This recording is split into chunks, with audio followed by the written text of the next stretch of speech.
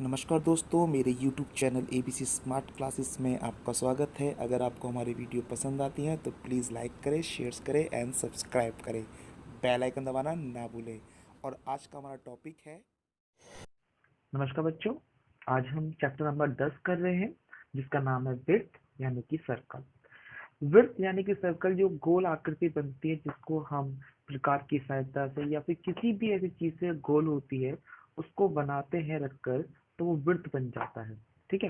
इस वृत्त से जुड़ी बहुत सारी प्रॉपर्टीज यानी कि थ्योरम है और क्वेश्चन है। तो अभी हम बेसिक क्लास ले रहे हैं, तो इस बेसिक क्लास के अंदर हम वृत्त से जुड़े हुए कुछ इम्पोर्टेंट इसके जो पार्ट है उसको याद करते हैं, मतलब इसके जो भाग है उसको याद करते हैं। जैसे केंद्र किसे कहते हैं, त्रिज्या किसे कहते हैं, या फिर व्यास किसे कहते हैं, हम पहले उसको समझ लेते हैं। तो हम इसके कुछ इम्पोर्टेंट पार्ट के बारे में बात करते हैं। जैसे केंद्र, केंद्र किसे कहते हैं? देखो, जो सर्कल के बिल्कुल बीचा बीच में स्थित होता है उसे हम केंद्र कहते हैं। ये ध्यान रखना। जैसे कि आप कभी भी कोई प्रकार की सहायता से कोई सर्कल ड्रॉ करते हैं तो वहां पर एक बीच में बिंदु अंकित हो जाती है, ये वाली नोक वाली। इस बिंदु को हम केंद्र बोलते हैं। समझ में आ रहा है आपको? और इसे प्राय हम ओ से डिनोट करते हैं। ओके। अब नंबर 2 बोलते हैं, इसमें त्रिज्या किसे कहते हैं? देखो, त्रिज्या वह चीज होती है या वह रेखा होती है जो केंद्र से वृत्त को मिले। जो भी रेखा केंद्र से वृत्त को मिलती है उसे हम त्रिज्या कहते हैं। ये वाली जो रेखा है ये आपकी त्रिज्या कहलाएगी। ठीक है। देखो, अब मैं समझाता हूँ। एक वृत्त लीजिए और इस वृत्त में आप एक केंद्र, ये केंद्र हो गया, और केंद्र से अगर आप वृत्त से कोई भी रेखा लेके जाते हैं तो वह आपकी त्रिज्या कहलाती है। तो इंग्लिश में रेडियस या हम आर बोलते हैं। यानी कि ये जो वैल्यू है ये मेरी आर को डिनोट करेगा। और एक वृत्त में ये वाली बिंदु यहाँ से मैं यहाँ ले गया, ठीक है, या यहाँ से मैं यहाँ ले गया, तो ये सारी जो त्रिज्या है, जे भी जितनी भी है, वो जितनी भी रेखाएं, इस सारी की सारी हमारे वृत्त की त्रिज्या है। अगर ये सारी की सारी वृत्त की त्रिज्या है और केंद्र से जा रही है तो हम कह सकते हैं कि एक वृत्त में आप कितनी भी त्रिज्या बना लीजिए वो आपस में बराबर होती हैं। समझा क्या? यानी कि एक वृत्त में जितनी भी त्रिज्या होती हैं वो आपस में बराबर होती हैं। ओके। अब इसका तीसरा पार्ट है वो है व्यास। व्यास किसे कहते हैं? ठीक है। रेखा जो वृत्त से वृत्त को जाए और बीच में केंद्र आ जाए। दिख रहा आपको? ये जो आपको रेखा दिख रही है ये रेखा आपका व्यास होगा। यानी कि ये जो आपकी त्रिज्या थी तो ये क्या हो गया? आपका व्यास हो गया। जो केंद्र से केंद्र को जाए और बीच में क्या है? केंद्र आ जाए, सॉरी, वृत्त से वृत्त को जाए जो बीच में केंद्र आ जाए उसको हम व्यास कहते हैं। देखिए, अगर कोई भी वृत्त है और यहाँ पे इसका केंद्र है तो कोई भी रेखा अगर वृत्त से वृत्त जाती है तो वो आपकी व्यास कहलाती है। तो भाई एक व्यास ये भी बन सकती है, एक व्यास ये भी बन सकती है, एक व्यास ये भी बन सकती है। इसके लिए हम ये कह सकते हैं कि एक वृत्त के अंदर अनेकों व्यास हो सकती है और ये सारी जो व्यास होती है आपस में बराबर होती है। इसको हम डी से लिखते हैं। अब एक चीज और देख लीजिए कि ये जो व्यास है वो कैसे, यहां से लेके यहां तक बीच में क्या आ रहा है? केंद्र आ रहा है। तो देखो, मैंने अभी त्रिज्या बताई थी जो केंद्र से वृत्त को जाए, तो ये भी एक त्रिज्या है और ये भी एक त्रिज्या है। तो मैं एक चीज कह सकता हूं कि d बराबर होता है 2r, मतलब व्यास बराबर होता है हमेशा 2 गुणा में त्रिज्या। ठीक है। तो ये वाला फॉर्मूला भी हमेशा याद रखना कि व्यास बराबर होता है 2 गुणा में त्रिज्या, या आप कह सकते हो d equal to 2 into R. ये आपको ध्यान रखना है। ठीक है। तो व्यास किसे कहते हैं? व्यास कहते हैं जो वृत्त से वृत्त को जाए और बीच में क्या है? केंद्र आ जाता है, उसको हम व्यास कहते हैं। अब चौथा आ रहा है जीवा। जीवा किसे कहते हैं? जीवा वह राशि होती है जो, मतलब वह वैल्यू होती है जो वृत्त से वृत्त को जाती है, वृत्त से वृत्त को मिलाती है, उसको हम जीवा बोलते हैं। तो ये जो वैल्यू है ये आपकी जीवा कहलाएगी। ठीक है, तो देखिए मैंने एक सर्कल लिया है और मैंने जीवा की क्या परिभाषा बताई थी, जो वृत्त से वृत्त को मिलाए उसे हम जीवा कहते हैं।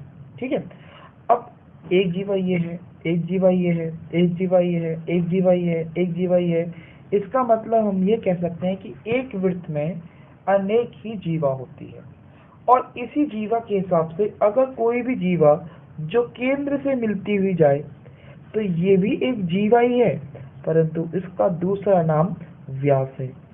तो हम ये कह सकते हैं इस पूरे डायग्राम के अंदर सबसे बड़ी जो जीवा थी वो रियल में व्यास थी। समझ रहे हो, यानी कि सबसे बड़ी जीवा वो व्यास कहलाती है। क्योंकि देखो आप कैसे भी नाप लीजिए, इसको ऐसे बना लीजिए या आप ऐसे बना लीजिए, जो सबसे बड़ी व्यास मतलब जीवा होगी, देखो सबसे बड़ी जीवा जो बीचा बीच की होगी, इसीलिए ये आपकी व्यास कहलाएगी। मतलब हम इसकी डेफिनेशन एक नंबर का आता है कि सबसे बड़ी जीवा क्या कहते हैं, तो व्यास कहते हैं। ठीक है, अब आता है आपके पास चाप किसे कहते हैं। देखो किसी भी वृत्त के हिस्से को चाप कहते हैं। ये तो आपने भी 11वें चैप्टर पढ़ोगे, 13 पढ़ोगे, चाप पता चल जाएगा। देखो वृत्त इस प्रकार की सहायता से मैं जो भी एक कट लगाता हूँ, चाहे वो ऐसे हो, ठीक है, चाहे वो ऐसे हो, आगे पीछे मैं कहीं पे लगा सकता हूँ, ये वाला लगा दिया। तो वृत्त की मतलब प्रकार की सहायता से जो आपने गोल गोल आकृति बनाई है, इसको हम चाप कहते हैं। समझ आ गया। और इसको हम इस तरह से लिखते हैं, इसका नाम लिखते हैं मान लो ए और बी, तो मैं इसको ऐसे लिखूंगा कि ए बी चाप, या मैं इसको लिख दिया सी डी, तो इसको लिखूंगा सी डी चाप। ठीक है, तो ये चाप जो है वो इस तरीके से आपकी बनेगी। ओके, अब हमारा अगला टॉपिक है वृत्तखंड। वृत्तखंड का मतलब होता है वृत्त के टुकड़े करना। अब देखो जैसे ये पूरा वृत्त था, मैंने यहाँ पे जीवा खींचा, जैसे ही मैंने जीवा खींचा ये इसके दो हिस्से हो गए, एक ऊपर वाला एक नीचे वाला। इस हिस्से को हम वृत्तखंड कहेंगे। क्या बोलेंगे, वृत्तखंड। तो मैं इसको कुछ इस प्रकार से बना के दिखा सकता हूँ आपको वृत्तखंड। यहाँ पे मैं रफली बनाऊंगा ताकि आपको समझ में आ जाए कि ये मैंने चाप बनाई है और चाप को मैंने इस जीवा की सहायता से मिला दिया। ये जो हिस्सा है ये आपका वृत्तखंड है, ये वृत्त का एक हिस्सा है, तो मैं इसको क्या बोलूंगा, वृत्तखंड बोलूंगा। तो आपने देखा वृत्तखंड कैसे बना, एक चाप और जीवा की सहायता से वृत्तखंड बनता है।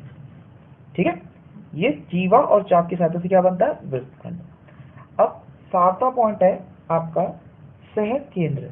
ये सह केंद्र क्या है, ये आपको रचना में ज्यादा यूज होता है। सह केंद्र क्या होता है, देखो बेटा, अगर एक ही सेंटर से दो सर्कल को बनाया जाए, एक ही सेंटर से दो सर्कल को, जैसे देखिए मैंने क्या करा, ये प्रकार लिया और पहले इसको एक केंद्र बना दिया। आपको दिखना चाहिए मैंने यहाँ पे केंद्र बनाया, हल्का सा दिख गया होगा। मैं इस पर एक पॉइंट कर देता हूँ हल्का सा, थोड़ा डार्क में, हाँ दिख गया। अब पहले तो मैंने सर्कल बनाया एक छोटा सा,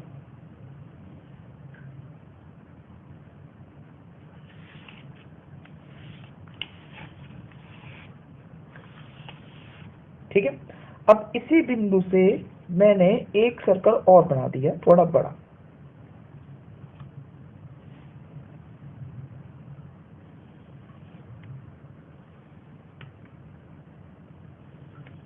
ठीक है। तो क्या है कि एक केंद्र से दो सर्कल या उससे ज्यादा कभी भी सर्कल बनाए जाते हैं, तो इस केंद्र को हम बोलते हैं सह केंद्र। समझ में आ गया, यानी कि इस वाले बिंदु को हम सह केंद्र कहते हैं। यानी कि एक केंद्र से दो वृत्त बने हुए हैं तो इसको हम सह केंद्र कहेंगे। क्या आपको समझ में आ गया ये वाले गल, ठीक है। फिर लास्ट में आ रहा है तिर्याखंड। ठीक है, ये तिर्याखंड क्या होता है, ये वृत्तखंड की तरह नहीं है, ये तिर्याखंड है। यह वृत्तखंड जो था, जो मैंने बताया था, जीवा और वृत्त, जीवा और चाप का जो कॉम्बिनेशन है उसको हम वृत्तखंड बोलते हैं। पर तिर्याखंड किसे कहते हैं, तिर्याखंड कहते हैं यहाँ पर हम त्रिज्या की सहायता से, यहाँ से देखो, हम त्रिज्या की सहायता से अगर वृत्त के टुकड़े करते हैं तो उसको हम त्रिज्याखंड कहते हैं। देखा होगा ये ज्यादातर जब पिज्जा होता है, केक होता है, तो उसको इसी तरीके से काटा जाता है। तो ये भी एक वृत्त का टुकड़ा है और ये भी एक वृत्त का टुकड़ा है। इसे वृत्तखंड कहते हैं क्योंकि ये वृत्त की शेप में ही कट रहा है। इसको तिर्जाखंड कहते हैं क्योंकि ये त्रिज्या की सहायता से इस वृत्त के टुकड़े हो रहे हैं। ठीक है, ओके। कि चाप तो आपने पढ़ लिया, अब इसे पढ़ रहे हैं दीर्घ चाप क्या है और लघु चाप क्या है। देखो बच्चे, जब आप किसी वृत्त को बनाते हैं और आपने कहा मैं इसको ये वाली चाप ले रहा हूँ, इसे चाप कहते हैं। तो जब आप ये वाली चाप ले रहे हैं तो यहाँ पे दो चाप बन रही है। ध्यान से देखो बेटा, जब मैंने इसमें दो टुकड़े करे हैं तो उसके दो चाप बन रही है। एक चाप ये वाली और एक चाप ये वाली। तो ये जो छोटी चाप है इसको हम बोलेंगे लघु चाप, और ये बड़ी वाली चाप जो है इसे बोलेंगे दीर्घ चाप, यानी कि बड़ी चाप। ठीक है, समझ में आया? जो छोटी वाली चाप है उसको बोलते हैं हम लघु चाप, और जो बड़ी वाली चाप है उसको बोलेंगे हम दीर्घ चाप। तो ये चीज समझ में आई? ये है आपकी दीर्घ चाप और ये है आपकी लघु चाप,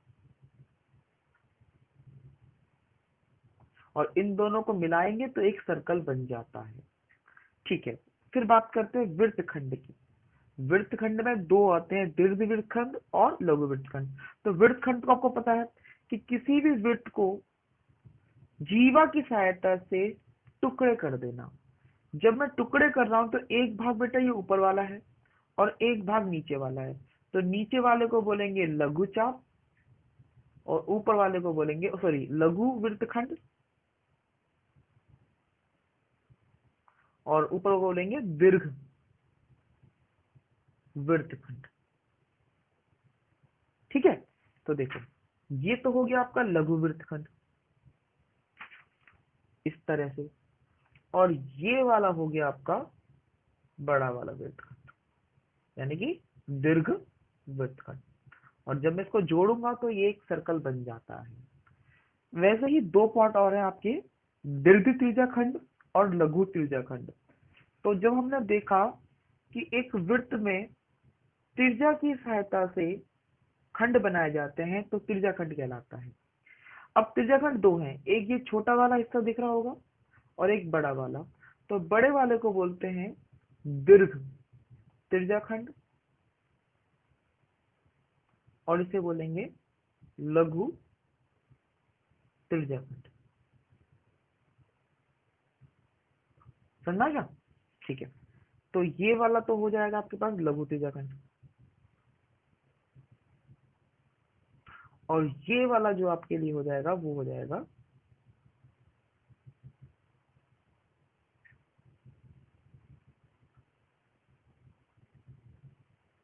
दीर्घ त्रिज्याखंड।